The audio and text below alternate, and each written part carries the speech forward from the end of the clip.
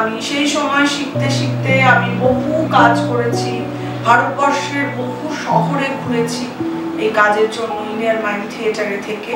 আর বাবা তো ছিলেনই, বাবা সেই সময় প্রশিক্ষক ছিলেন সেখানকার, এবং বাবা নাটক মাইমের ক্লাস করাতেন, এবং সেই সময় বেশ কিছু উল্লেখযোগ্য মূকাভিনয় আমার কাজের মধ্যে ছিল। তার মধ্যে স্বাদেশিকতা, লজ্জা, তারপর দেনা পাওনা, তৃতীয় প্রকৃতি, পুতুল নাটক একটা আমাদের ছিল, মা লক্ষ্মী পুতুল নাচ পার্টি, দ্য মিলেনিয়াম পার্টি, এই সমস্ত নানান মূকাভিনয়ের আমি কাজ করেছি। এবং বিভিন্নভাবে ইন্টারনাল একটা কাজ এবং ইন্টারনাল মূকাভিনয়ের মধ্যে আমি ছিলাম।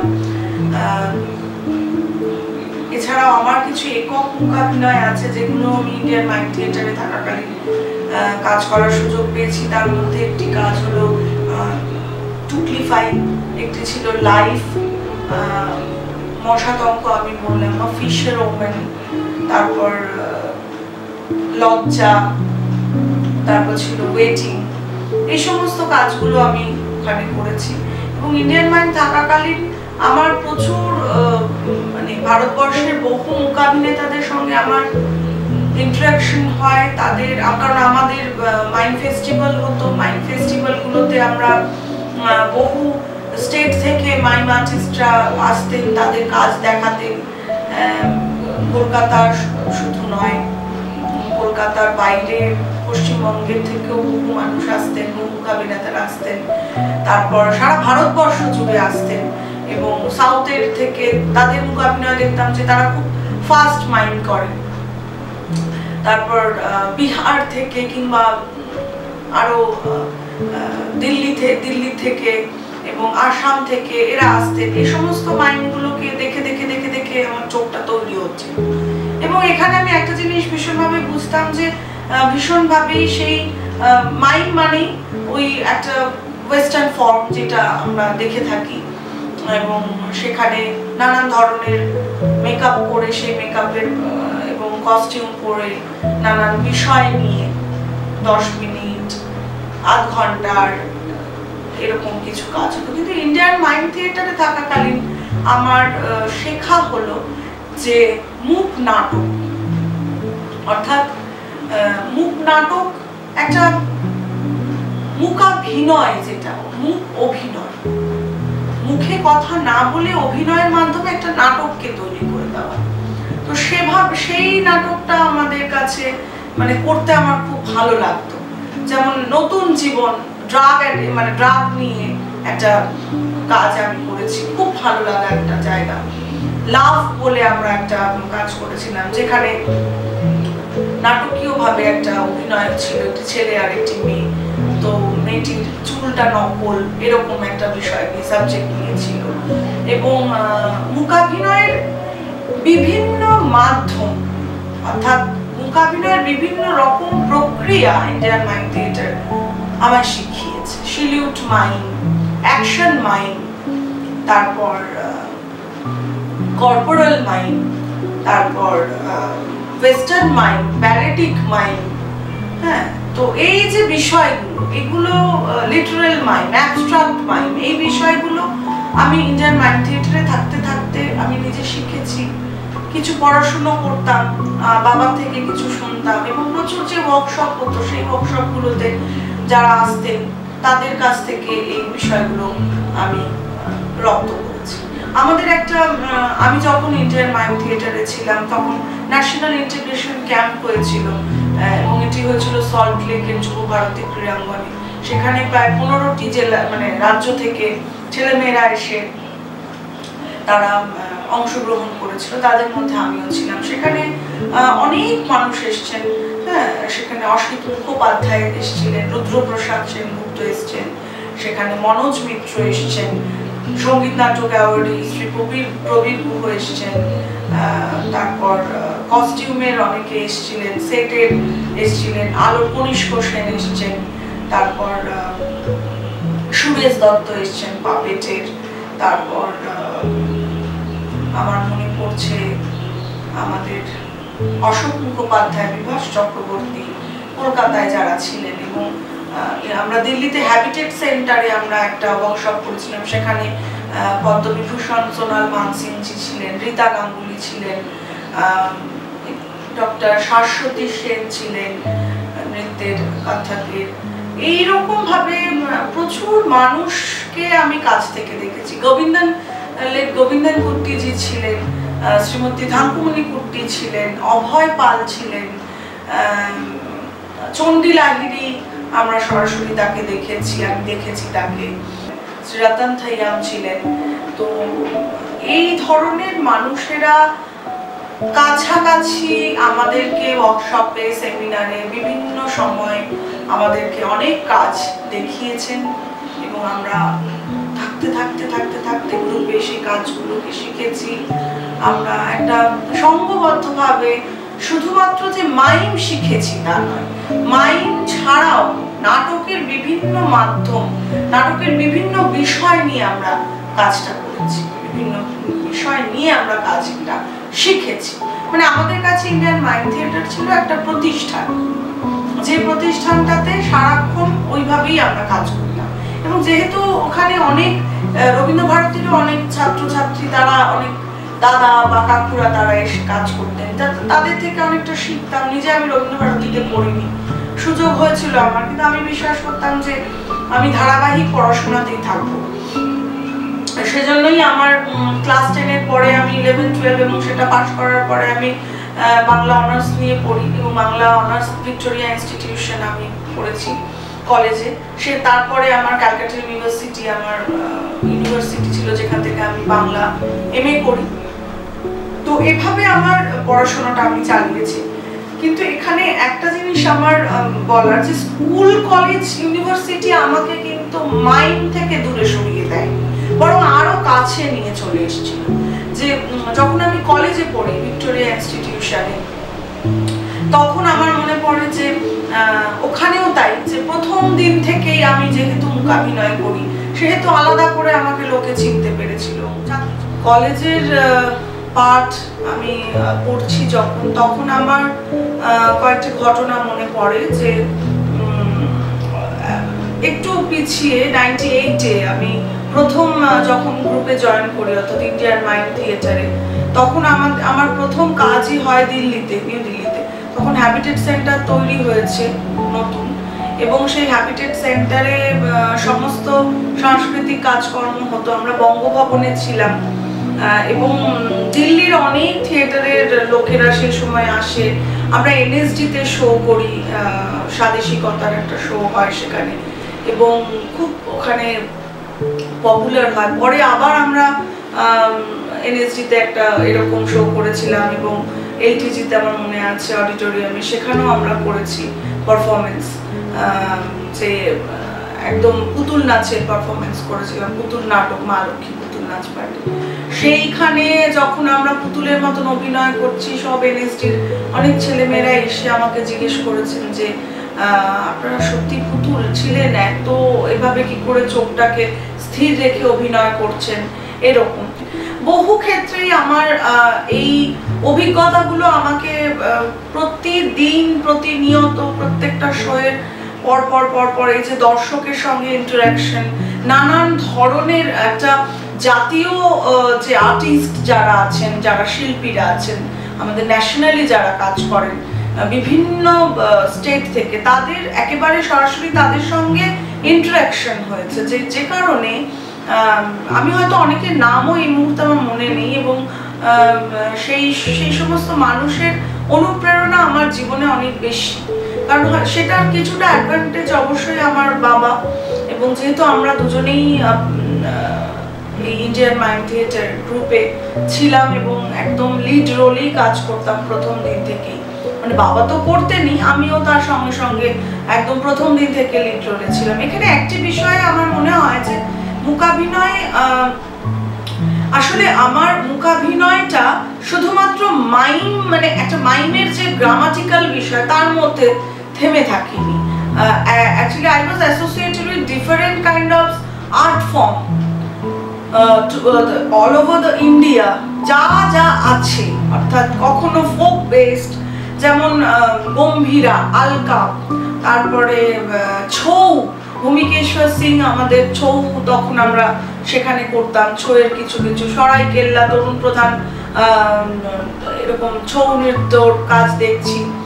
এই সমস্ত কিছু কিন্তু আমার মনের মধ্যে একটা করে চেতনা তৈরি করছিল, এবং আমি সেই জায়গা থেকে, শুধুমাত্র আমি নয়, সেই সময় যারাই ইন্ডিয়ান মাইম থিয়েটারে ছিল অ্যাক্টিং করেছেন, অর্থাৎ তারা অ্যাক্টিং এর মেথডে অনেক রকম মানে টেক্সচার, বিষয় করে যে বিষয়গুলো থাকে, যে অনেক বিষয় নিয়ে কাজটা আমরা করতে পেরেছি। এবং এখানেই আমি মিউজিকেরও টিচার পেয়েছি, অর্থাৎ মিউজিক, সঙ্গীত জগৎ থেকেও মানুষ এসে আমাদেরকে শিখিয়ে যেতেন। কস্টিউমের ক্লাস হতো, লাইটের ক্লাস হতো, আমি বললাম যে কনিষ্ক সেনের ক্লাস আমি করেছি। হ্যাঁ, তো এই যে বিষয়গুলো, মেকআপের ক্লাস, এমনকি সায়েন্সের যে আমাদের ডাক্তার এসেও, ডক্টর অনেক নাম করা, আমার মনে পড়ছে ডক্টর শান্তনু মুখোপাধ্যায়, খুবই নাম করা, উনি আমাদেরকে এসেছিলেন, শ্যামানন্দ জালান ছিলেন, নরেন্দ্র শর্মা ছিলেন, এরকম মানুষ আমাদের কে ভীষণভাবে সামনের কাছে আমরা দেখতে পেয়েছি, আমরা কাজ শিখেছি এবং আমরা ওয়ার্কশপ করেছি। এই বিষয়গুলো একটা ভীষণভাবে ওই কলেজ সময়ে, সেই সময়টা যেহেতু আমারও একটা বেড়ে ওঠার সময়, একটা আপগ্রেডেশন হওয়া, একটা ফরমেশন হওয়া, বয়সের সাথে সাথে নিজের ভাবনা, নিজের ভালো লাগা, কাজের যে স্পৃহা, সেগুলোকে আমাকে বাড়িয়ে দিয়েছিল। এবং আমি আস্তে আস্তে বুঝতে পারছিলাম যে মানে এটা আমার হয়তো ভবিতব্যটা সেই সময়ে ইন্ডিয়ান মাইম থিয়েটারে কাজ করতে করতে আমার তৈরি হয়ে গেছিল। আমি একটি মেয়ে ছিলাম একটা সময় গ্রুপে, দলে, যে দলে আমি মানে আমাদের সব রকম কাজ করেছি আমরা, সেট তৈরি করা শেখা, সেটগুলোকে গুছিয়ে রাখা, জামা কাপড় ধোয়া, কার কি ড্রেস, সেগুলোকে নিয়ে মানে বারবার করে রিহার্সাল করা, মিউজিকের কাজ করা, মানে অভিনয় করছি গিয়ে আবার বসে গিয়ে মিউজিক বাজাচ্ছি। সো দ্যাট ওয়াজ নট কি যে only I was in mime, I was in different part, not only me, the whole members, whoever have done the work with Indian Mime Theatre at the time. আমরা, আমার মনে আছে যে দেনা পাওনা বলে আমাদের একটা মুখ নাটক ছিল, তো সেই মুখ নাটকে আমরা 25টা শো করেছিলাম বাঁকুড়া জেলায়, জেলায় জেলায়, গ্রামে গ্রামে গিয়ে মানুষদের কাছে পৌঁছে গিয়েছিলাম। এবং সেখানে এক একটা মঞ্চে আমরা কাজ করিনি, আমরা কিন্তু একদম তাদের বাড়ির মধ্যে গিয়ে কাজ করেছি, মানে কোনো উঠোনের মধ্যে গিয়ে আমরা সেই নাটকটাকে দেখিয়েছি। তৃতীয় যে থিয়েটার, থার্ড থিয়েটার ফর্ম হোক কি যাই হোক, সেটা আমরা একদম দর্শকের মধ্যে দাঁড়িয়ে, এমনকি কাছারি অর্থাৎ একটা বাজারের মধ্যে আমরা নাটকটা করেছি। প্রথমে লোক ভাবছে কি হচ্ছে, তো কিভাবে, কিন্তু সেই নাটকের তৈরিটাও খুব সুন্দর ছিল, যে দর্শকের মধ্যে থেকেই চরিত্রগুলো মানে কথা বলেই প্রথমে এলো, তারপরে আস্তে আস্তে সেটা মাইমের ফরমেশন হয়ে গেল, এবং দর্শক যাতে বুঝতে পারে। স্ট্রিট প্লেতে আসলে একেবারে সরাসরি মাইম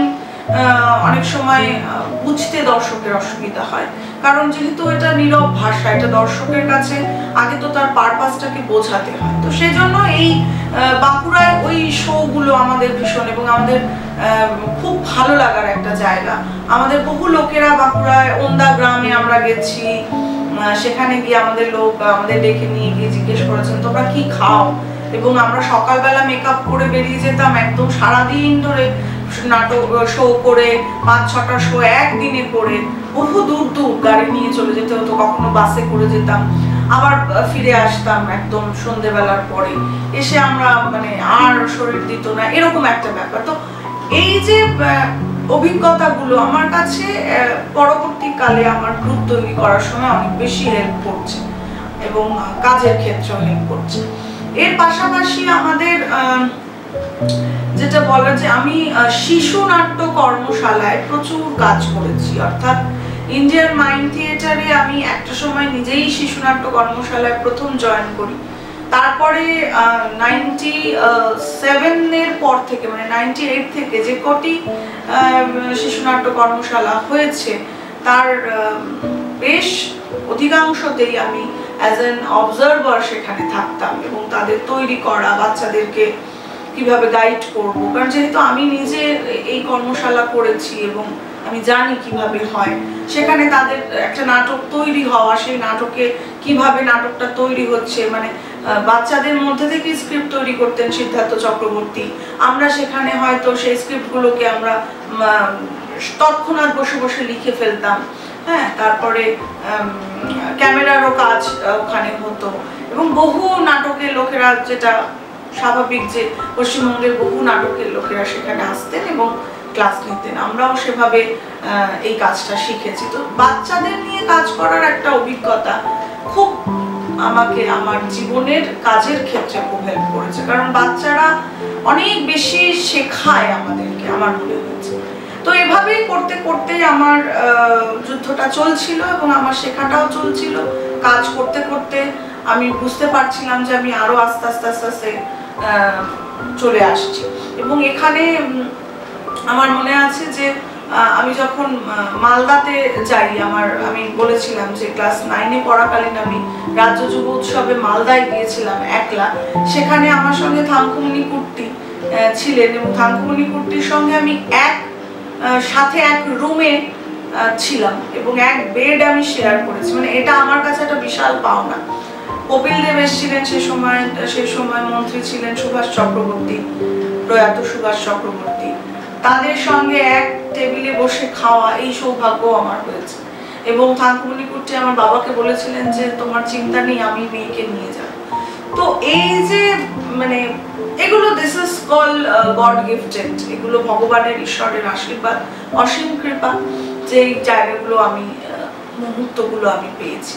আরও আমরা যখন শো করতে যেতাম তখন অনেক অভিজ্ঞতা আমার আছে। যেমন আমরা পাটনায় কালিদাস রাঙ্গালায় একটা আমরা আমাদের মাইম ফেস্টিভ্যালে আমরা মানে নাটকের ফেস্টিভ্যালে আমরা গিয়েছিলাম এবং সেখানে আমার মনে পড়ছে যে ছত্তিশগড় থেকে, তারপরে ঝাড়খণ্ড থেকে, তারপর বিহারের আরো অনেকগুলো জায়গা থেকে সেখানে একটা মানে একটা প্রসেশন একটা বার করা হয়েছিল, যেখানে সারা পাটনা শহরের বেশ কিছু জায়গা ঘুরে গান্ধী ময়দানে এসে ওটা শেষ হয় ওই মানে প্রসেশনটা। এবং সেখানে ইন্ডিয়ান মাইম থিয়েটার কে আমরা সবাই মিলে সেখানে হেঁটেছিলাম, রাস্তায় মাইমের শো করেছিলাম। তো এই বিষয়গুলো আসলে আমার জীবনের পাথেয়। আমি নিজে কোনো বেসিক যে রবীন্দ্র ভারতী বা এরকম কোনো মানে বিভিন্ন সাবজেক্ট নিয়ে যে সমস্ত নাটকের বিদ্যালয়গুলো আছে সেগুলোতে গিয়ে আমি শিখেছি তা নয়। আমার শেখাটা কিন্তু সেই অর্থে কোনো অংশে হয়তো আরেকটু হয়তো এগিয়ে যেতে পারতাম, কিন্তু আমার দল আমাকে সেই জায়গাটা সুযোগ করে দিয়েছিল এবং আমার নিজের উৎসাহ বোধ, নিজের শেখার ইচ্ছেটা আমাকে অনেক বেশি হয়তো এগিয়ে দিয়েছিল যে বিভিন্ন বিষয়গুলোকে মূকাভিনয়ের মধ্যে নিয়ে আসা। সোমা মাইম থিয়েটার তৈরি হলো 2015 সালের এপ্রিল মাসে এবং সোমা মাইম থিয়েটার তৈরি হওয়ার আগে আমার কিছু কাজ আমি করেছি, যেটা প্যালিয়েটিভ কেয়ার একটা ক্যান্সার সংস্থা রুম আবেদনা হসপিস, সেখানে আমি কাজ করেছি 3 বছর।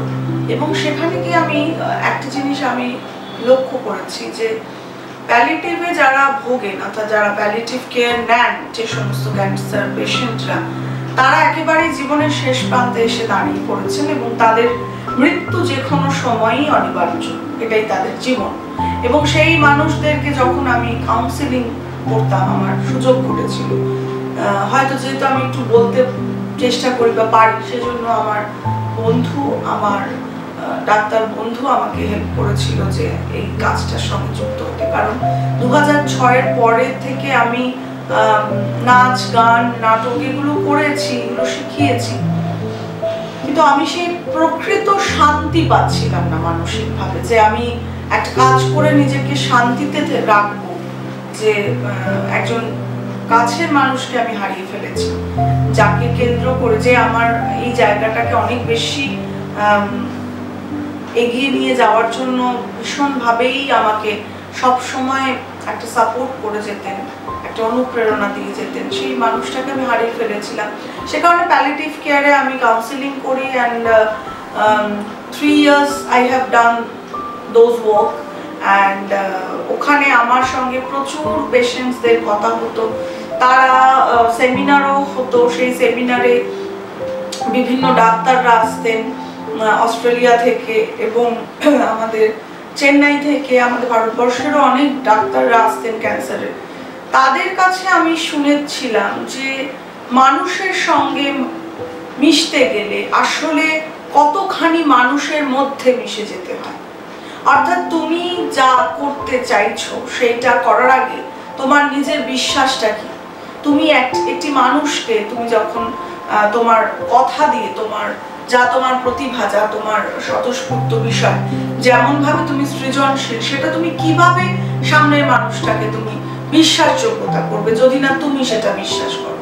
সো এই যে 3 বছরের একটা কাজ, সেই কাজটা কিন্তু আমায় অনেক বেশি, একে তো শিল্পের একটা ভালোবাসা, কিন্তু জীবন বোধটা তৈরি করা, যে প্রকৃত জীবন বোধ যদি না তৈরি হয়, আমার মনে হয় যে একটা শিল্প চর্চা করতে যাওয়া যায় না, বা সেই শিল্পের চর্চার মধ্যে কোথায় নতুনত্ব আসবে, কিভাবে নতুন বিবর্তন সেখানে আসতে পারে, সেটা বোধহয় বোঝা যায় না। প্যালিয়েটিভ কেয়ারে কাজ করতে গিয়ে আমার ঠিক সেই জায়গাটা আমাকে অনেক বেশি হন্ট করেছে বারে বারে, যে দর্শক অর্থাৎ মানুষ কি চায়। আমার কাছে যে পেশেন্টরা আসতেন তারা আমার মাথায় হাত দিয়ে মানে আমার হাতটা তাদের মাথায় দিয়ে বলতেন, দিদি আমাদের একটু আশীর্বাদ করো, দিদি আমাদের সাথে কথা বলো। প্রচুর মানুষ ফোন করতেন, দিদি আমার এই অসুবিধা হচ্ছে, হ্যাঁ মরফিন একটা ওষুধ ক্যান্সারের একদম লাস্ট স্টেজে যারা থাকেন তাদেরকে দেওয়া হয়, সেই মরফিন আমি নিজে হাতে পেশেন্টদেরকে অনেক সময় আমাদের যারা থাকতেন ডক্টরসরা তাদের সাথে থেকে অনেক সময় তাদের হাতে তুলে দিতাম, এবং ভাবতাম যে একটি মানুষ যার কাছে মৃত্যু কোনো আসলে যে কোনো সময় অনিবার্য, একটা মানে তার কাছে আর বাঁচার কোনো জায়গা নেই, সে শুধু বেঁচে আছে আমাদের কথা শুনে, আমাদের ওষুধে। এই বিষয়টা আমাকে অনেক অনেক অনেক বেশি মানে সামাজিক প্রেক্ষাপটের থেকেও যে একদম কঠিন বাস্তব, সেই বাস্তবটাকে দেখিয়েছে। প্রচুর চরিত্র আমি এখনো খুঁজে পাই সেই যে 3টে বছর আমি কাজ করেছিলাম সেখানে। এবং আমার মনে আছে যে আমার প্রথম নাটক সাঁকোয় আমি এই চরিত্রগুলোকে ভীষণভাবে দেখিয়েছি। আমার সাঁকো তৈরি হয়েছে এই ক্যান্সার পেশেন্টদের থেকে পাওয়া গল্প থেকে। সো সোমা মাইম থিয়েটারের কথা বলতে গেলে কিছু কিছু গুণ সম্বন্ধে, অর্থাৎ কিছু কিছু কোয়ালিটিস মনে হয় দর্শকদের জানা দরকার। প্রথমত হচ্ছে মূকাভিনয়ে আমরা একদম প্রথম থেকে যোগেশ দত্ত যখন কাজ করেছেন, তিনিও যে যে চরিত্র করেছেন, চোর, সীতার বনবাস, সেখানে তিনি হনুমান চরিত্র করছেন, সীতার চরিত্র করছেন, এই যে তার ফরমেশন চেঞ্জ, এবং বেলুনওয়ালা দুষ্টু ছেলে একটি মহিলার চরিত্র করছেন, তার সাজসজ্জা, হ্যাঁ, তারপর ভারতবর্ষের হয়ে অলিম্পিকে একজন প্লেয়ার যাচ্ছেন, তার অভিনয় করছেন, প্রজাপতি, তারপর রবারের পুতুল, দেশপ্রেমিক, রাজমিস্ত্রি, গোয়ালা, বিভিন্ন রকম চলা, তারপর স্বাধীনতা সংগ্রামী, এই সমস্ত যে চরিত্রগুলো, এই চরিত্রগুলো বা এই যে গল্পগুলো, সেই গল্পগুলোকে খুব সূক্ষ্মভাবে তিনি দর্শকের সামনে আনতেন। এবং যেটা একটা জায়গায় আমরা পড়ে মানে একটা জায়গা থেকে পেয়েছিলাম যে মনোজ মিত্র বলছেন যে যোগেশ দত্ত যেভাবে কাজ করছেন এবং কৌতুক অভিনেতা থেকে তিনি একেবারে মূকাভিনয়কে এমন স্তরে নিয়ে এলেন যে দর্শক একটা নিঃশ্বাস নিতে পারলো তার কাজের মধ্য থেকে। যে মাইম শিল্প, মাইম যে একটা মানে একটা সারাক্ষণ ধরে একটা অনেক সময় নিয়ে অনেক দর্শককে একেবারে হাঁ করে বসিয়ে দিতে পারে, যোগেশ দত্ত সেটা এনে দিলেন। এবং যোগেশ দত্ত বোঝালেন মানুষকে যে মূকাভিনয় আমার দেশের সম্পদ। পাশ্চাত্য মূকাভিনয়ের থেকে আমি উনি যে কাজ করেছেন সেই কাজটার মধ্যে আমার মনে হয়েছে যে উনি পাশ্চাত্য মূকাভিনয়টা দেখেছেন, উনি প্রচুর বাইরেও উনি গেছেন, উনি বিদেশের মাটিতে পা রেখেছেন, সেখান থেকে তিনি সেখানেও তিনি ওয়ার্কশপ করিয়ে এসছেন, তিনি সেখানকার শিল্পরীতিকে গ্রহণ করেছেন, তাদের শিল্পের চর্চাকে তিনি একদম কাছ থেকে নিজের চোখ দিয়ে তিনি দেখে এসছেন। মার্সেল মার্সোর সঙ্গে তিনি যোগাযোগ করেছিলেন, তার সঙ্গে সেই সাক্ষাৎ হয়, সেই ছবিও আমরা দেখেছি, তার সম্বন্ধে আমরা পড়েছি, এবং এখনো অব্দি একজন পথিকৃৎ, পায়োনিয়ার ইন্ডিয়ান মাইমের। এবং সেটা এখানে এসে উনি যখন ওনার মতন করে দলটাকে তৈরি করলেন, এবং সেই দলের যে ধারাবাহিকতা, সেই ধারাবাহিকভাবে কাজটা করতে গিয়ে তিনি অনেক মূকাভিনেতাকে জন্ম দিলেন। অর্থাৎ তার থেকে যে মূকাভিনয় এই শিল্পটাকে ভালোবাসতে এলেন, সেই শিল্পীরাই কিন্তু পরবর্তীকালে মূকাভিনয়কে ছড়িয়ে দিলেন। এবং একটা কথা এখানে বলা যায় যে থিয়েটারের বিষয় হলো যে একটা দল বা একজন কিছু গোষ্ঠী মানুষ একটা কিছু শিল্পরীতিকে তৈরি করেন, তার ফলটা বাকি অনেকে সেই ফলটা নিয়ে আরো নতুন নতুন কাজ করেন, আবার সেখান থেকে কিছু নতুন জিনিস তৈরি হয়, আবার পরবর্তীকালে সেই তৈরি হওয়া জিনিসটা নিয়ে সেই ফলশ্রুতির স্বরূপ আরো কিছু জিনিস তৈরি হয়ে যায়, আরো কিছু নতুন ফর্ম তৈরি হয়ে যায়।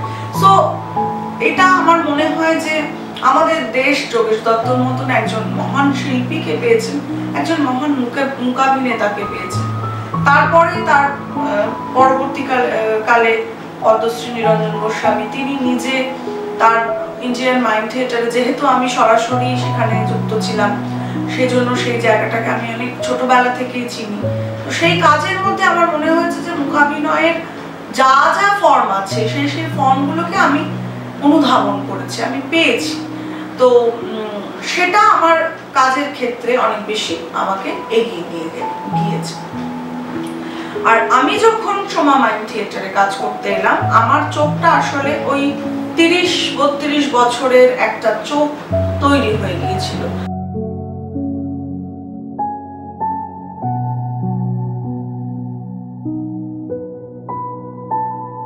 তৈরি করতে গেলে অবজারভেশন সব থেকে বড় জরুরি।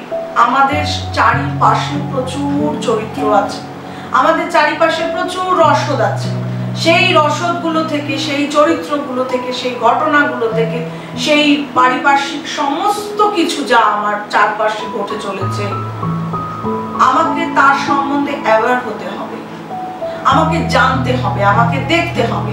তারপরে আসে কনসেন্ট্রেশন, অর্থাৎ আমি সেইগুলো দেখে আমি কি ভাবলাম, সেই ভাবনার ফলশ্রুতিটাই আসলে নতুন কাজকে এগিয়ে নিয়ে যায়, বিবর্তন। কারণ বিবর্তন আসবেই, পরিবর্তন আসবেই। কোনো সৃষ্টি কোনো এক জায়গায় থেমে থাকে না, কোনোদিন থাকে। যা পূর্ব কয়েক হাজার বছর আগে অভিনয়ের জায়গা যাচ্ছিল, নাটমন্দিরে অভিনয় করা হতো, নাম সংকীর্তন করা হতো, সেখান থেকে আস্তে আস্তে মানুষ মঞ্চ সৃষ্টি করলো, মানুষের মঞ্চের প্রতি তার অনেক আবার বিজ্ঞান যখন আবিষ্কার হলো, সেভাবে বিজ্ঞান যত বেশি পলিশড হতে থাকলো, সভ্যতার বিবর্তনে মানুষ তত বেশি নিজেকে এগিয়ে নিয়ে যেতে চাইলো। এখন তো আমরা এখানে বসে ভাবতে পারি না যে আমরা চামড়ার জামা কাপড় পরে বসে থাকবো, আমরা ভাবতে পারি না আমরা পাতার জামা কাপড় পরবো। তো সেখান থেকে আস্তে আস্তে আস্তে আস্তে ফর্ম চেঞ্জ হতে হতে হতে হতে হতে এখন অনেক অনেক বড় ভাবে মানুষ চলে এসছে। এখন অল্টারনেটিভ লিভিং থিয়েটার তৈরি হচ্ছে, স্পেস থিয়েটার তৈরি হচ্ছে, ইন্টিমেট থিয়েটার তৈরি হচ্ছে, অর্গানিক থিয়েটার তৈরি হচ্ছে। কোথাও গিয়ে থিয়েটার এক জায়গাতে থেমে নেই, সবাই কিছু না কিছু নতুন ভাবনাকে নিয়ে আসছে। তো এটাই আমার ইচ্ছে ছিল। আমি কোথাও কোনো আলাদা কোনো কাজ করিনি, আমি একবারও বলি না যে আমি ভীষণ একটা আলাদা কাজ করে ফেলেছি, না। আমি যেটা করতে চাইছি বা এখনো চাইবো, আগামী দিনে আরো প্রচেষ্টা থাকবে যে আমার যে শিল্পটা, সেই শিল্পের জনপ্রিয়তা, অর্থাৎ সেই শিল্পের একটা নিজস্ব শৈল্পিকতা আছে, তার একটা দাম আছে, তার একটা মর্যাদা আছে, তা আমার দেশের মধ্যেই নিহিত নাট্যশাস্ত্রে বহু বছরের সম্পদ, সেটা তাকে নিয়ে আমাকে চলতে হবে। আর তাই তার সেই শিল্পের জন্য আমার লড়াই, কোনো ব্যক্তি মানুষের জন্য এই আধুনিকীকরণ বা এই বিবর্তনের ভাবনা আমার নয়। আমি অলওয়েজ চেষ্টা করেছি যে এই শিল্পের জন্য আমার যা যা দরকার, যেভাবে আমি নিজেকে মানে তৈরি করবো, ভাঙবো গড়বো, ভাঙবো গড়বো, এভাবেই আমি শিল্পটাকে নিয়ে যাব। সেই জন্য আমার কাজের মধ্যে আমি প্রথম যেটা আমার মাইম থিয়েটারের অর্থাৎ সোমা মাইম থিয়েটারের যেটা বিশেষত্ব, সেটা হলো গল্প বাছা, বিষয়বস্তু, which is very important for the people who you want to connect. আপনি যে বিষয়টা নিয়ে ভাবছেন সেই বিষয়টা দর্শকের জন্য কতখানি সত্যতা যাচাই করে, সত্যতা তৈরি করে। তারপরে যেটা আমার থাকে গল্পের মধ্যে, সেটা হলো গল্পটি আজকের জন্য অর্থাৎ যে সময় দাঁড়িয়ে আপনি করছেন সেই সময়ের জন্য কতখানি প্রয়োজনীয়। আমি যদি ঐতিহাসিক একটি গল্প করি, ইতিহাস নির্ভর একটা কাহিনী করি, সেটা আমার এই সমাজের জন্য কোথায় দরকার, কিভাবে দরকার।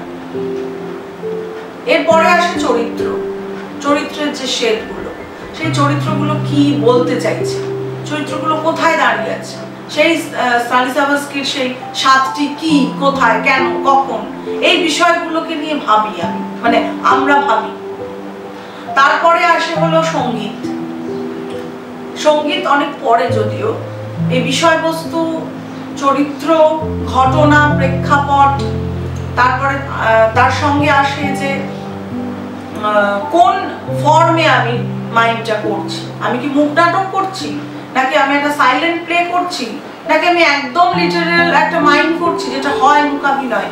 মাইম বলতে আমরা ওয়েস্টার্ন প্যাটার্ন যেটা বলি, হ্যাঁ, সেইটা, নাকি মাইমের মধ্যে অন্য কোনো একটা ধারণাকে আমি চেষ্টা করছি দিতে, যে কারণে আমার মাইমে অনেক বেশি কোলাজ মাইম দেখা যায়।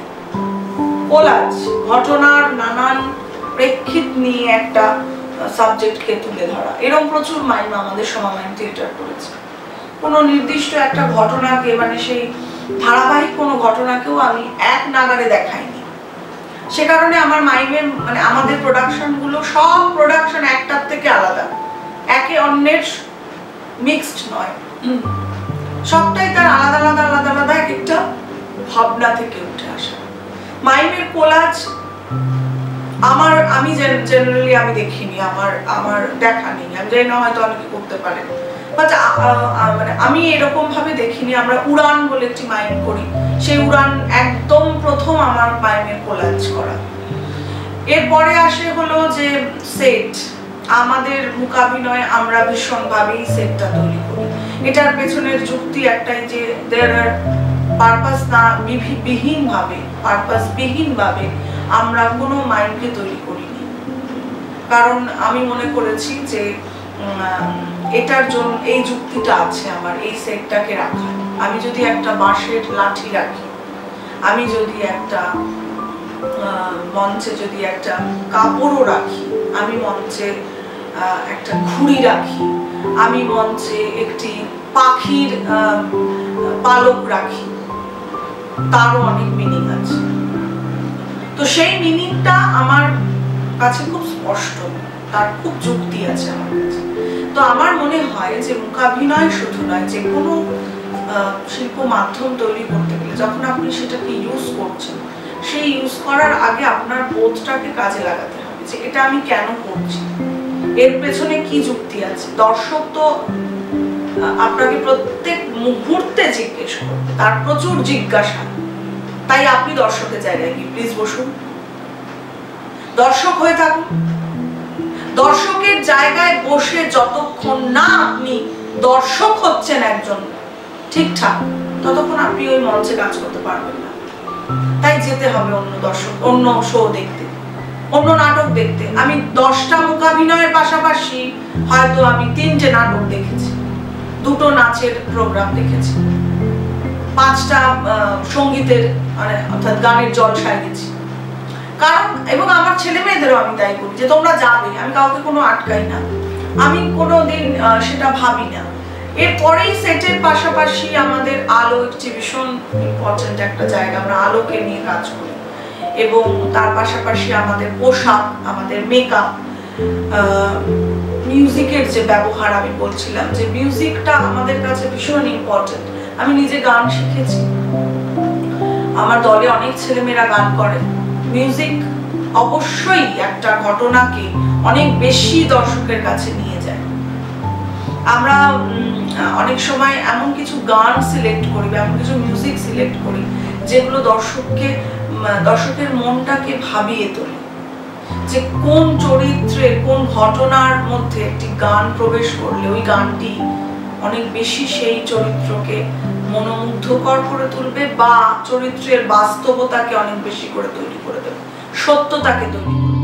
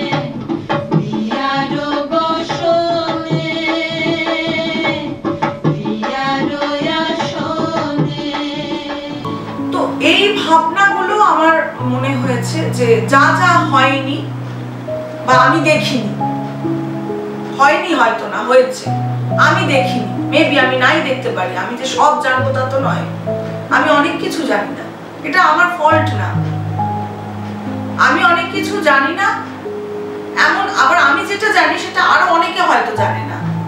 সো আমাকে জানতে হবে, আমি একটা ফর্মকে তৈরি করছি যখন আমাকে অনেকগুলো পরীক্ষা দিতে হবে। আমাকে কেউ বলে দেয়নি এই পরীক্ষাটা করলে তুমি ফেল করবে আর করবে না, না। তাহলে যারা জীবনে ফেল করেন আর কি, তারা কি জীবনে কোনদিন বড় হন না? আমরা তো সব সাবজেক্টে 80% পাই না, কোনোটাতে 40%ও পাই, কোনোটাতে 50% পাই, কোনোটাতে 20% পাই, আবার কোনোটাতে 100%ও পেয়ে যাই।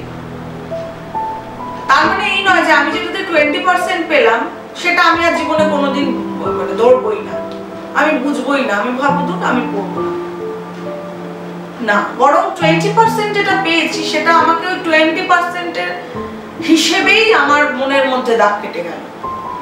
আমি কোথাও গিয়ে আমি আমার নিজের যে সাবজেক্ট ছিল, আমি যে জিনিসটি পড়েছি সেগুলো আমাকে কোনো একটা সময় তো কাজে আসবে। তো কোনো কিছু শেখার কি বলবো, কোনো কিছু শিখলে সেটা রয়ে যায় না, বরং সেটা বরং আরো বেশি করে আপনাকে মজবুত করে তোলে। তো সেই জায়গা থেকে আমার দলের মধ্যে যখন আমি কাজ করি, আমাদের ভীষণভাবে ওয়ার্কশপ নির্ভর কাজ হয়। আমরা যা যা প্রোডাকশন আজ অব্দি করেছি সেই সমস্ত প্রোডাকশনের মধ্যে এই বিষয়গুলোকে ভীষণ জোর দেওয়া হয়। সেট, লাইট, একটা চরিত্র কিভাবে দাঁড়াবে, মুভমেন্ট কিভাবে হবে, কিভাবে গল্পটাকে সাজানো হবে, কিভাবে সেখানে সঙ্গীতের কি ব্যবহার, কি দরকার সঙ্গীতের। অনেক জায়গায় হয়তো সঙ্গীত দরকারও নেই, মিউজিকেরই দরকার পড়ে না, এমনি আমরা সেই জায়গাটা করি। তো সেভাবে ধারাবাহিকভাবে এই চর্চাটা আমরা প্রতিনিয়ত করি। আমরা ওয়ার্কশপ ভিত্তিক ক্লাস করি বেশি। বারবার আমি একটাই কথা বলে যাচ্ছি যে ওয়ার্কশপ ভিত্তিক কাজ হয়। ওয়ার্কশপ ভিত্তিক কাজ বলতে সেখানে কখনো নিজেরা কিছু একটা বিষয় নিয়ে আমরা সেদিন ধরুন সেট নিয়ে আমরা কাজ করি, সেদিন সেট নিয়েই কাজ হয়। হয়তো কিছু সেট আমরা যা আমাদের আর্থিক সাহায্য আমরা পাই সেই সব থেকে হয়তো কিছু সেট তৈরি মানে কিনি আমরা, সেখান থেকে সেই সেটগুলোকে নিয়ে আমি ছেলে মেয়েদের বলি এগুলোকে তৈরি করে গল্প তৈরি করে দেখাও, নিজেরা তৈরি করো। এভাবে কাজটা চলতে থাকে। এরকম করতে করতেই আমাদের প্রোডাকশন গুলো তৈরি হয়েছে। আমাদের একটা প্রোডাকশন আছে উড়ান, যেটা আমি বলছিলাম, সঙ্গীত নাটক একাডেমিতে আমি যে বছর উস্তাদ বিসমিল্লাহ খান অ্যাওয়ার্ড পাই 2016 সালে, আমাদেরকে ডাকা হয়। আমার গ্রুপের বয়স সেই সময় 1 বছর কমপ্লিট হয়েছে। আর একদম নতুন দল, আমরা একদম নতুন ছেলে মেয়ে। তো সেদিন সেখানে আমাদেরকে যখন গুয়াহাটিতে আমাদের ডেকে নিয়ে যাওয়া হলো, আমরা গেলাম। আমার ছেলেমেয়েরা সবাই খুব স্বাভাবিক, ওরা খুব ছোট, ওদের বয়সটা ছোট, ওদের অভিজ্ঞতা অনেক কম। ওরা ভাবনায় ছিল যে আমরা কিভাবে করব। বাট আমি কোনো দিন তাদেরকে কোনো নেগেটিভ কথা আমি বলি না। আমি অলওয়েজ তাদেরকে সদর্থক ভাবনা দিয়ে রাখি। আমি তাদেরকে এটাই জানিয়েছিলাম যে তোমরা যেখানে যাচ্ছ সেটা একটা সম্মানের জায়গা। সেই সম্মানটা কাদের সম্মান? তুমি পশ্চিমবঙ্গ থেকে যাচ্ছ, তোমার আঞ্চলিক একটি সম্মান। তুমি সোমা মাইন থিয়েটার থেকে যাচ্ছ, তোমার সোমা মাইন থিয়েটারের একটি সম্মান। তুমি সোমা দাসের হয়ে যাচ্ছ, সোমাদির একটা সম্মান। আর সর্বোপরি একটা শিল্পের সম্মান দিতে তোমরা যাচ্ছ সেখানে। তো সেভাবে আমরা উড়ান নাটকটা তৈরি করলাম, এবং উড়ান নাটকটাই ছিল যে মেয়েদের উত্থান। যেহেতু মূকাভিনয় উস্তাদ বিসমিল্লাহ খান প্রথম মহিলা হিসেবে আমি পেয়েছি, এটা আমার ভীষণ গৌরবের জায়গা। আমার বাবার জন্য, আমার গুরুজি পদ্মশ্রী নিরঞ্জন গোস্বামীর জন্য, যে এই সম্মান আমি পেয়েছি মেয়েদের হয়ে। তো সেখানে আমি ওদেরকে, এটা আমরা ঠিক করেছিলাম যে মেয়েদের নিয়েই আমরা একটা গল্পকে তৈরি করব। তো সেক্ষেত্রে উড়ান ছিল কতগুলো মেয়েদের পড়াশোনা, মেয়েদের এগিয়ে আসা, মেয়েদের সমস্ত ক্ষেত্রে মেয়েরা অবহেলিত হয়ে থেকেও কিন্তু মেয়েদের মধ্যে সে সম্ভাবনা প্রচুর। সেভাবেই উড়ান একটা গল্পকে তৈরি করেছি, এবং সেটি তার মধ্যে অনেক প্রপসও ইউজ হয়েছে।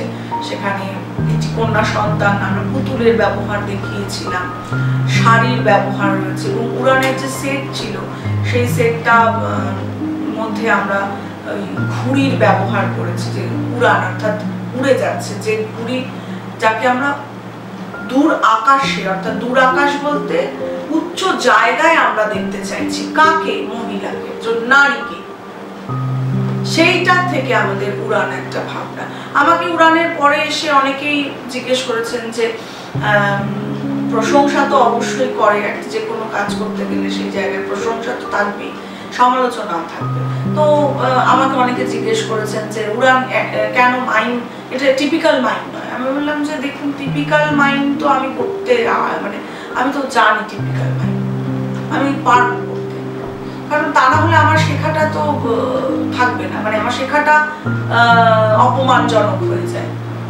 অপমানজনক ইন দ্য সেন্স, আমি বলতে পারি যে আমার শেখাটা তাহলে মিথ্যে হয়ে যায়। আমি যদি লিটারালি মাইন্ড না করতে পারতাম, তাহলে যারা আমায় শিখিয়েছেন, যারা আমায় যোগ্যতায় ন্যাশনাল স্কলারশিপ দিয়েছেন, যারা আমায় যোগ্যতায় একটা এত বড় সম্মান দিয়ে ফেললেন, তারা মিথ্যে হয়ে যায়। তারা তো মিথ্যে নন, তারা তো আমাকে বিচার করেছেন, চুলচেরা বিচার করেছেন। কেউ ছেড়ে দেয় না যাও জায়গা। So you have to accept that. আমি পারি না তাদের সেই বিশ্বাসগুলোকে মিথ্যে করে দিতে। আমি একটা শিল্পকে নিয়ে ছেলে খেলা করতে পারি না, কিংবা আমি মাইন করতে গিয়ে আমি নাচ দেখাতে পারি না। তাহলে মাইন করার দরকার নেই, করবো না মাইন। নাচ করি, গান করি, নাটক করি, প্রতি জায়গায় আমি মাইনটাকেই এনেছি। আমার কাছে মূকাভিনয়টাই শেষ কথা। কিন্তু মূকাভিনয় যেখানে শেষ কথা, সেই মূকাভিনয়ের মধ্যে I have added all the মানে কি বলবো, সেই রসদগুলো, যেই রসদগুলো আমার মাইন্ডকে দর্শকের কাছে বিশ্বাসযোগ্য করে তুলছে।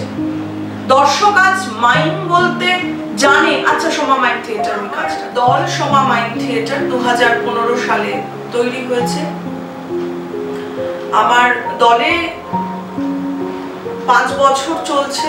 2020 এখন, এবং আমরা এই 5 বছরের মধ্যে শুরু থেকেই একেবারেই কাজ করতে করতে শিখেছি, এগিয়েছি বহু জায়গায়, দেশের মধ্যে বহু জায়গায়, দেশের বাইরে বাংলাদেশেও আমরা কাজ করেছি, এবং আমাদের কলকাতার মধ্যে বিভিন্ন সরকারি যে মানে জায়গাগুলো আছে, বিভাগগুলো আছে, সেই জায়গাগুলোতে সেই সমস্ত অফিসিয়াল কাজে আমরা ইনভলভ হয়েছি, এবং ট্রাফিকের মতন ট্রাফিক ডিপার্টমেন্টের একটা মানে ট্রাফিকের নিরাপত্তা, পথ নিরাপত্তা বিভাগে আমরা কাজ করছি, এবং এছাড়াও district legal service authority DLSA, যেটা কলকাতা নর্থ অর্থাৎ নর্থ 24 পরগনার বারাসাতে যেটির মূল অফিস, সেখান থেকে কিছু নারীদের নিয়ে যে কাজ হয় সেই কাজ নিয়ে আমরা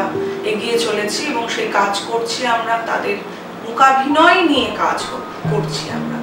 এছাড়াও আমরা বিভিন্ন থিয়েটার ফেস্টিভ্যাল যেগুলো আছে ন্যাশনালি, যেগুলো হয়ে থাকে, সেই সমস্ত থিয়েটার ফেস্টিভ্যালে আমরা যুক্ত হয়েছি।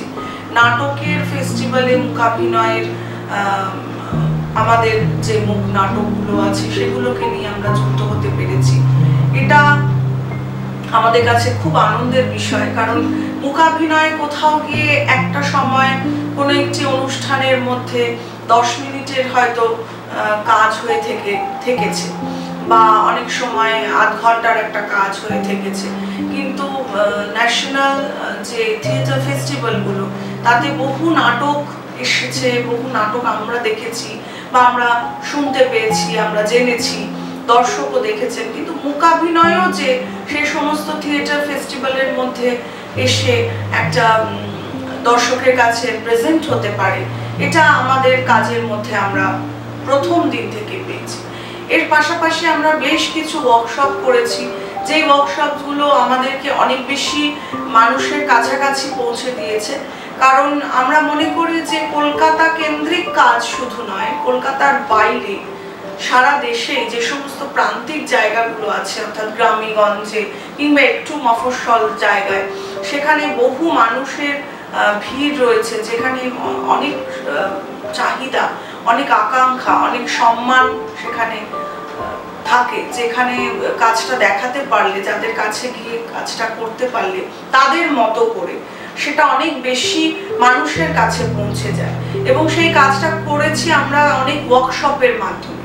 আমরা স্লাম বাচ্চাদের নিয়ে কাজ করেছি কামারহাটিতে, কামারহাটির একদম যারা পথ শিশু আছে, যারা অত্যন্ত দরিদ্র তাদের অবস্থা, তারা ঠিকমতো হয়তো সংসারও চালনা করতে পারে না তাদের বাবা মায়েরা, কিন্তু আমাদের এই মূকাভিনয়ের এই ওয়ার্কশপ আমরা 5 দিন, 1 সপ্তাহ, কিংবা কখনো 1 মাস, কিংবা কখনো 6 মাস ব্যাপী আমরা কাজ করেছি। বিভিন্ন স্কুলে গিয়ে আমরা কাজ করেছি, এবং মুসলিম যে স্কুল, যেটা কামারহাটির কথা আমরা বলছিলাম, সেটা হিজলি ইন্সপিরেশন এই NGO থেকে আমাদেরকে ডেকে নিয়ে যায়, এবং সাথী বলে যে গ্রুপটা আছে সেই গ্রুপ থেকে আমাদেরকে ডেকে নিয়ে প্রথম বছর 2015 সালে ডেকে নিয়ে গিয়েছিল। আমরা সদ্য শুরু করেছি এপ্রিল মাসে, এবং আমরা ডাক পেয়ে যাই জুন মাসে। আমাদের সেই ওয়ার্কশপ আমরা করেছি, এবং শুধুমাত্র মূকাভিনয় নয়, মূকাভিনয়ের সাথে মুখোশ তৈরি, আবৃত্তির ক্লাস, আঁকার ক্লাস, আমরা যা যা শিখেছি সেই সমস্ত নিয়ে আমরা তাদেরকে শিখিয়েছিলাম। তো আমাদের দলে যে সমস্ত ছেলেমেয়েরা কাজ করে, যে সমস্ত ছেলেমেয়েরা শেখে, তারা সবাই কেউ কেউ একটা সময় হয়তো অভিনয় করেছে, তারপরে তাদের আর অভিনয় করা হয়ে ওঠেনি, কেউ কেউ একেবারেই অভিনয় কোনোদিন করেনি, কেউ নাচ করেছে, কেউ গান গাইতো। সেখান থেকে তারা এই মূকাভিনয়ের প্রতি তাদের একটা বোধ তৈরি হয়েছে আমায় দেখে বা আমার কাজ দেখে, এবং তারা এগিয়ে এসছে। এই কাজটা খুব যে সোজা ছিল তা নয়, কারণ আমি আমার শেখার মধ্যে যে বিষয়গুলো ছিল সেগুলো শুধুমাত্র মূকাভিনয় ছিল না, কারণ ছোটবেলা থেকে নাচ, গান, আবৃত্তি, এগুলো যেহেতু আমি শিখেছি, রপ্ত করেছি, বিভিন্ন সময় আমি বিভিন্ন মানুষের কাছে পৌঁছে গেছি শিখতে, তো সে কারণে মূকাভিনয়ের মধ্যে তার প্রয়োগ ব্যবহার করতে পেরেছি আমি। সে কারণেই সেটা দেখেই, সেই কাজটা দেখেই বা সেই বোধটা দেখেই আমার কাছে ছেলেমেয়েরা এসছে। এটার প্রথম শুরুটা, সোমা মাইম থিয়েটারের প্রথম শুরুটা অবশ্যই যার কথা না বললেই নয়, তা অবশ্যই আমার খুব কাছের একজন দাদা, চ্যাপলিন, ব্যারাকপুর চ্যাপলিনের প্রতিষ্ঠাতা শ্রী রূপম বাগ। সালটা খুব সম্ভবত 2012-13। বাবা তখন চলে গেছেন, 2006 সালে বাবা চলে গেছেন। তারপর থেকে আমার কাজ একদমই আমি বন্ধই করে দিয়েছিলাম এবং মূকাভিনয় বন্ধ করে দিয়েছিলাম। আস্তে আস্তে সেখান থেকে আমি আস্তে আস্তে নিজেকে পরিশোধিত করি এবং বন্ধুদের জন্য, এবং আমি যে পাড়ায় থাকি, আমার শ্বশুর বাড়ির পাড়ায়, সেখানে থেকে আমি কিছু বাচ্চাদেরকে মূকাভিনয় শেখাতাম কিংবা নাচ শেখাতাম, নাচের প্রোগ্রাম করাতাম। এভাবে একটা ওই পাড়ায় কাজ করতে করতে করতে করতে সেই একটা বিষয় বন্ধ আমার কোনোদিন হয়ে যায়নি। অর্থাৎ আমি কোনোদিন এই সাংস্কৃতিক চর্চাগুলো থেকে দূরে থাকিনি, নিজে কাজ করে গিয়েছি। তো এছাড়া আমার শ্বশুর মশাই, আমার বাবা, মানে এ বাড়ির, আমার শ্বশুর বাড়ির পক্ষ থেকে আমার বাবা শ্রী বিপ্লবানন্দ দাস, তিনি আমাকে তিনি চাকরি করতেন বিএসএনএল এ, এবং বিএসএনএল ডিপার্টমেন্টের বহু প্রোগ্রাম, রবীন্দ্র সদন, গিরিশ মঞ্চ, এই সমস্ত জায়গায়, মধুসূদন মঞ্চ, এই সমস্ত জায়গায় হতো। তো বাবা আমাকে ডেকে ডেকে নিয়ে যেতেন এবং সেখানে আমি কখনো নাচ করতাম, কখনো মূকাভিনয় করতাম, কখনো অ্যাঙ্কারিং করতাম, কখনো বাবার সঙ্গে আমি আবৃত্তি করতাম। তো এইরকম ভাবে আমার সাংস্কৃতিক জায়গাটা, অর্থাৎ এই যে আমি নাচ, গান, নাটক এগুলো ভালোবাসি, এগুলো বন্ধ হয়ে যায়। কিন্তু মূকাভিনয় ধারাবাহিক বা প্রফেশনালি একটা যে কাজ আমি কলেজ সময় থেকে করেছি, সেটা অ্যাটলিস্ট ছিল না বাবা চলে যাওয়ার পরে, আমার বাবা। তো 2012-13 সালে হঠাৎ করেই আমার সঙ্গে যোগাযোগ হয় শ্রী রূপম বাগের। তিনি ব্যারাকপুরে চ্যাপলিন নামে একটি অ্যাক্টিং স্কুল চালু করেছেন সেই সময়, এবং বেশ কিছু বাচ্চা, প্রায় 20-25টা বাচ্চা, ছেলে মেয়ে আর কি, নিয়ে তার সেই অ্যাক্টিং স্কুলটা তৈরি হয়েছিল, এবং অনেকে সেখানে নাটক শেখাতে, নানান বিভাগ শেখাতে। তো নাটক বা অ্যাক্টিং, অর্থাৎ ক্যামেরার যে কাজ, সেই কাজটা করতে গিয়ে রূপমদার মনে হয়েছিল যে মূকাভিনয় ভীষণভাবে প্রয়োজনীয়। তো আমার পারিবারিক দিক থেকে আমার জামাইবাবু ভীষণ ভালো কাজ করেন, তো নাটক করেন, সুব্রত চক্রবর্তী। তো আমার জামাইবাবু আমাকে সেই ক্ষেত্রে নিয়ে গিয়েছিলেন এবং নিয়ে গিয়ে তিনি সেখানে আলাপ করিয়ে দেন চ্যাপলিনে। সেখানে আমি প্রথম মাইমের ক্লাস করাতে শুরু করি ছেলে মেয়েদের। তো প্রথম দিন ছেলে মেয়েদের সেইভাবে ওরা বুঝতেও পারেনি যে মাইম কি, মানে মাইম যে একটা বিষয়, একটা সাবজেক্ট, সেই সাবজেক্টটা সম্বন্ধে কিন্তু মফস্বল এলাকাতেও আমি দেখেছি অনেকেই জানে না, ইভেন অনেকে জিজ্ঞেস করেছে যে এটা কি। তো তারপরে আস্তে আস্তে আস্তে আস্তে ছেলেমেয়েরা ক্লাস করতে শুরু করে। একটা সময় এমন হয়ে গিয়েছিল যে আমার ক্লাসটা ওরা কিছুতেই মিস করতো না, এবং আমি ধারাবাহিকভাবে 3 মাস 4 মাস শুধু মাইমেরই ক্লাস হতো, সানডে করে একটাই ক্লাস থাকতো চ্যাপলিনে। ছেলেমেয়েরা রীতিমতন ওই ক্লাসটাতেই জোর দিত যে ম্যামের ক্লাস আছে, মাইমের ক্লাস। আর শুধুমাত্র মাইম শেখানো না, ওদেরকে নানান ধরনের থিয়েটার গেমস, নানান ধরনের বিষয়, সাবজেক্ট, অর্থাৎ মাইম শিখতে গেলে বা মাইমের সরাসরি প্রয়োগ করতে গেলে শুধু মাইমের ব্যাকরণ বা মাইমের যে গ্রামার থাকে, অর্থাৎ যেগুলোকে দিয়ে আমরা বোঝাই যে ইলিউশন, পারসেপশন, এগুলো যে আমরা বোঝাই, সেই জায়গাগুলোই কিন্তু শুধু আমি ওদের শেখাতাম না। তার সঙ্গে সঙ্গে বহু জিনিস থাকতো, যেমন পোশাক, কস্টিউম কিভাবে তুমি পড়তে পারো, নতুন কি তোমার ভাবনা থাকতে পারে, সেট, এমনকি মেকআপ, নানান বিষয় নিয়ে, চরিত্র কিভাবে তৈরি হচ্ছে, অর্থাৎ আমাদের দেহের যে অংশ, মানে আমাদের দেহের মধ্যে যে ভাগ রয়েছে, সেই ভাগের আলাদা আলাদা করে তার ব্যবহার, যেমন চোখের এক ধরনের এক্সপ্রেশন থাকে, ব্যায়াম থাকে, চোখের অনেক রকম, চাউনিরও অনেক বিভাগ থাকে, মাথাটা আমি যখন নাড়াই মাথারও অনেক রকম, কম্পিত আকম্পিত, হ্যাঁ, ঝাঁকানোকে কি বলা হয়, এই যে সূক্ষ্ম সূক্ষ্ম বিষয়গুলো রয়েছে সেইগুলোকে ওদেরকে এভাবে খেলার ছলে খেলাতে খেলাতে আমি সেগুলোকে ওদের শেখাতাম। এবং একদম সেই ওই স্কুলের মাস্টারই পড়ানোর মতন আমি কোনোদিন ক্লাস করাইনি। এবং ওয়ার্কশপ, যেটা সব থেকে বড় আমার মনে হয় যে এটা হয়তো আমার এটা টেকনিক, যে আমি খুব ওয়ার্কশপ ভিত্তিক ক্লাস করাই। অর্থাৎ আমি কখনোই আমি যা চাইছি বা আমি যা শিখেছি সেগুলোকে আমি সরাসরি চাপিয়ে দিই না। আমি মনে করি যে প্রত্যেকটি ছেলে মেয়ে যারাই বা প্রত্যেকে যারাই রয়েছেন, যারাই এই নাটককে ভালোবাসেন, শিল্প মাধ্যমকে ভালোবাসেন, নাচ গান সবকিছু ভালোবাসেন, তাদের সবার মধ্যে কিছু না কিছু এক্সেপশনাল বিষয় থাকে।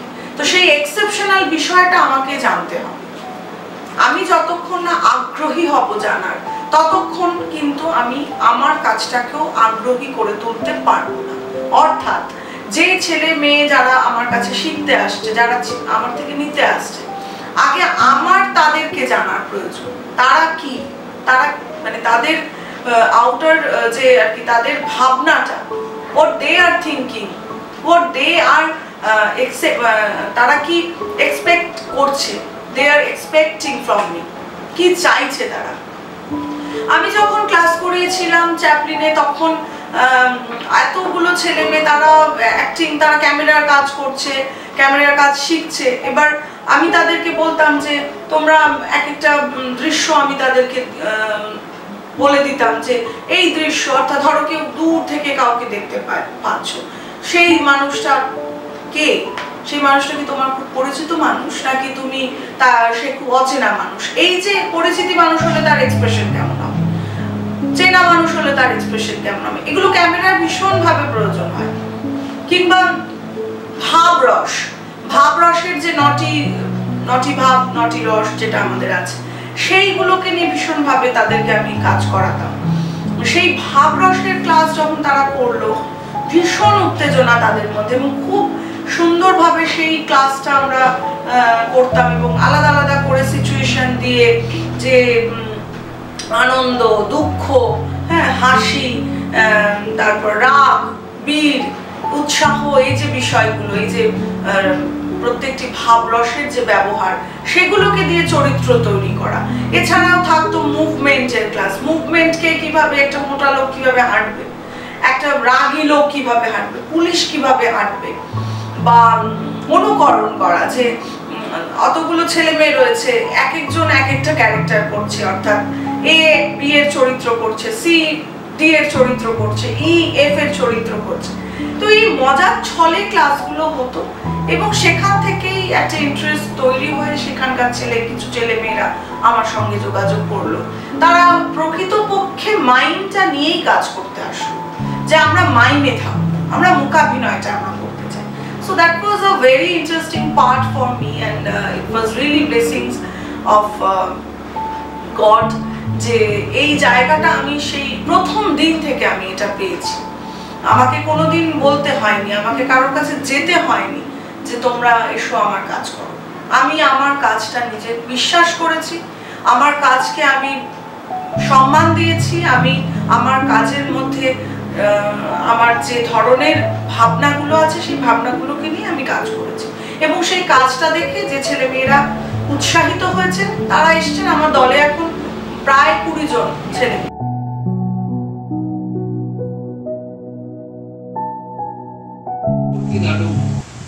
আমাদের এখানে মঞ্চস্থ করার জন্য ডেকে নিয়ে আসছি সুমা মাইম থিয়েটারকে। চলে আসুন।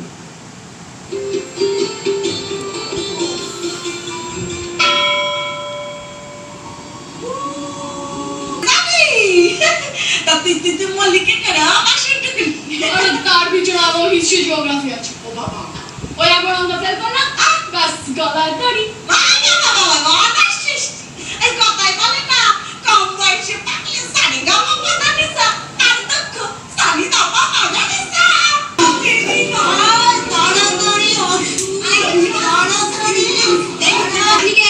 আমি হলাম বিশ্ব বঙ্গের সন্তান, বঙ্গমাতার কাপুরুষ হিন্দুরি শিশুপুরুষ। ভেতরে আসুন, ভেতরে আসুন। আর ছুরি পুরো অপসংস্কৃতি আর গোষ্ঠী না চটকে চুপ থাকুন। অপপুষ্টি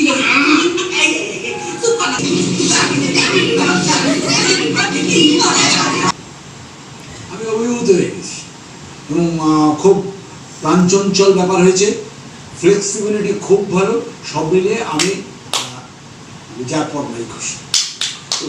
কি লাগছে? আমার তো অনবদ্য, ফাল্গুনি যা বললো সবই সবই একই বক্তব্য আমারও। আপনাকে অসংখ্য ধন্যবাদ, আপনি খুব সুন্দরভাবে ভেবেছেন এবং উপস্থাপনও করেছেন। আমার তো মনোমুগ্ধ করে। ধন্যবাদ, অনেক ধন্যবাদ। আমরা একটা